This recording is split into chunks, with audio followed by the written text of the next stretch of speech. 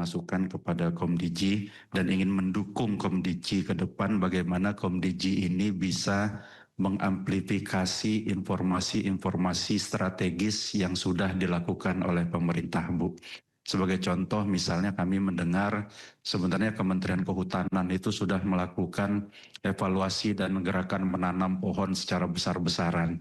Tetapi kan itu kan tidak pernah sampai ke telinga teman-teman, sampai ke orang bawah, sehingga selalu aja Kementerian Kehutanan itu dikuliti dan macam-macamin lah, Bu. Padahal mereka sudah melakukan banyak hal.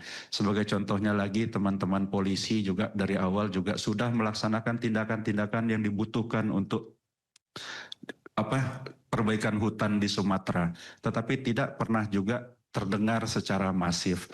Jadi kami mohon Ibu fokus nanti ke depan Kementerian Komdiji ini mengerti dan tahu persis isu sensitif.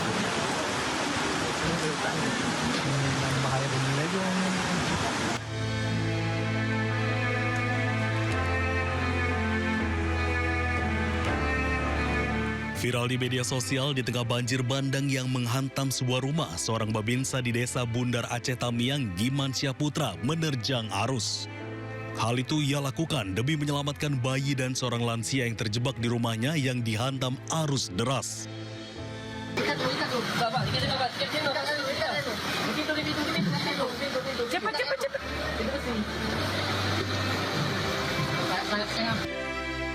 Sertu Giman hanya modal jerigen kosong untuk berenang mengevakuasi korban yang terjebak.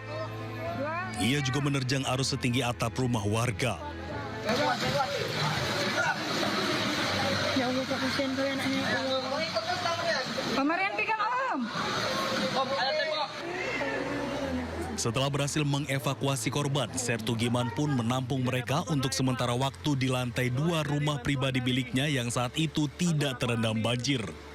Sarang baru yang bernama Giman Syahputra banyak menolong nyawa, Pak. Dia yang menyeberang membawa bayi, 3 bayi, 4 lansia dan sedang mengevakuasi 1 lagi jenazah, Pak.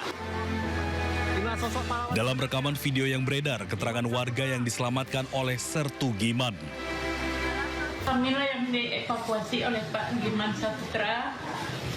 Dalam dramatis sekali, hampir hanyut kami, Pak. Tim SAR lewat aja, hanya janji akan balik, tapi kami nggak balik. Hampir bayi kami hanyut, rumah kami hampir hanyut, Pak. Dalam video lainnya terlihat pula sejumlah bayi yang berhasil diselamatkan oleh Sertu Giman Syahputra tengah tertidur di atas kasur.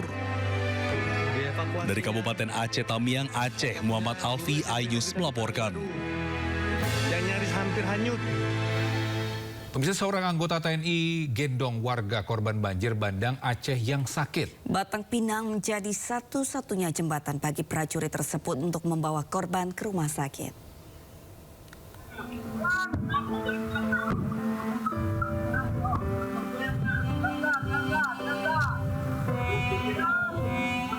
Di tengah bencana yang memutus jalan dan harapan, Batang Pinang menjadi penyelamat.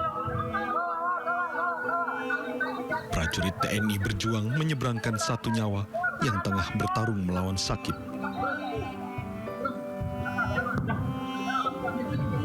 Sembari menggendong pasien, kakinya perlahan menelusuri jembatan darurat yang tak lebih lebar dari telapak kaki. Sementara prajurit lain menahan tali baja agar jembatan tak goyang.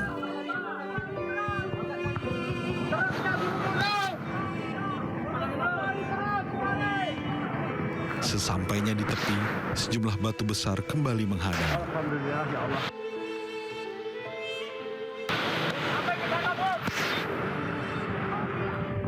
Warga yang sakit tak lagi mampu berjalan sendiri, namun di punggung para prajurit, harapan tetap diangkat.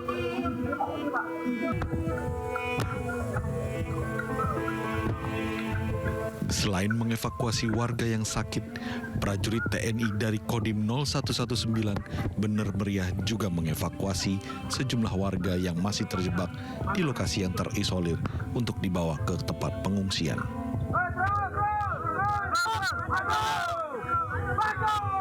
Selalu menekankan ke jajaran khususnya babinsa-babinsa yang ada di wilayah untuk selalu memaksimalkan kinerja di lapangan, terlebih dalam kegiatan evakuasi warga yang terisolir.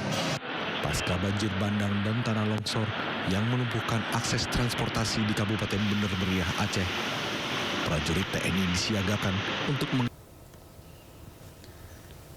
Ya, pasalnya hal ini sudah tertuang dalam Peraturan Pemerintah Nomor 17 Tahun 2025 tentang tata kelola penyelenggaraan sistem elektronik dalam pelindungan anak atau PP Tunas. PP Tunas itu mengatur seorang anak diperbolehkan membuat akun media sosial minimal usia 16 tahun dengan harus ada pendampingan orang tua. Seorang anak baru diizinkan membuat akun secara mandiri di usia 18 tahun.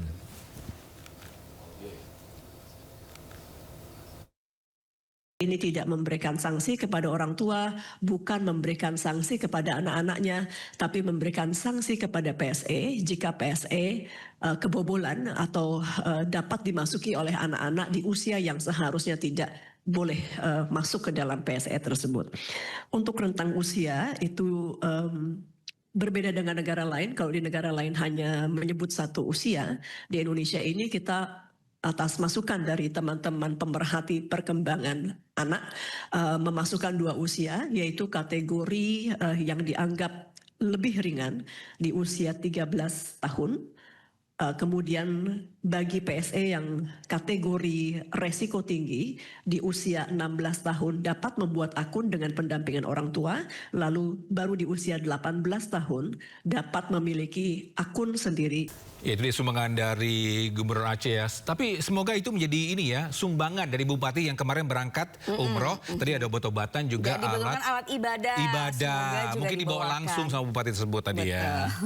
Baik, kita ke informasi selanjutnya di mana Menteri Keuangan Purbaya Yudi Sadewa mengatakan pemerintah masih memiliki alokasi dana APBD untuk penanganan bencana sebesar 5 triliun rupiah. Bahkan menurut Purbaya, untuk tahun 2026, Kementerian Keuangan menemukan ruang fiskal hingga 60 triliun rupiah.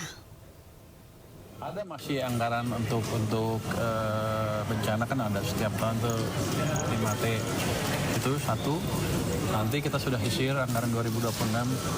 Sebelum ini kejadian sudah kita sisir sebetulnya untuk kegiatan-kegiatan yang tidak terlalu berguna, kayak rapat-rapat nggak jelas, itu segala macam. Jadi kita bukan potong anggaran ya, efisiensi kan. Sudah kita lihat itu ada sekitar, itu ada 60 triliun lah dapat. Jadi nggak usah terlalu khawatir, anggarannya ada. Bukan dari potong anggaran, tapi dari pengurangan kegiatan-kegiatan yang nggak jelas. Rapat nggak jelas, ini yang jelas sih nggak apa-apa ya. Jadi kita disisir tuh. Begitu APBD-nya selesai kita sisir semuanya. Kita nggak mau ngulangi lagi seperti tahun lalu, gimana kita potong aja, asal potong gitu. Dari situ ya untung dari situ ya masih ada cadangan, jadi nggak usah. Di tengah desa yang hancur, 4 ekor gajah jinak bergerak pelan membuka jalan di desa Menasabi Nurah 2 Pidijaya Aceh. Lumpur tebal, kayu berserakan, dan rumah yang rata dengan tanah membuat pencarian semakin sulit. Setiap gerakan hewan jumbo ini membuka jalan baru. Belalai mereka menggeser kayu yang menutup jalan, sementara pawang memandu perlahan agar gajah tidak menginjak puing yang di bawahnya dicurigai ada korban. Selain itu, gajah-gajah ini juga dikerahkan untuk membersihkan puing yang masih menutup jalan. Rencananya, 4 ekor gajah jinak dari Balai Konservasi Sumber Daya Alam ini akan dikerahkan selama 6 hari ke depan. Dari Pidijaya Aceh, Jamal Pangwa, iNews melaporkan.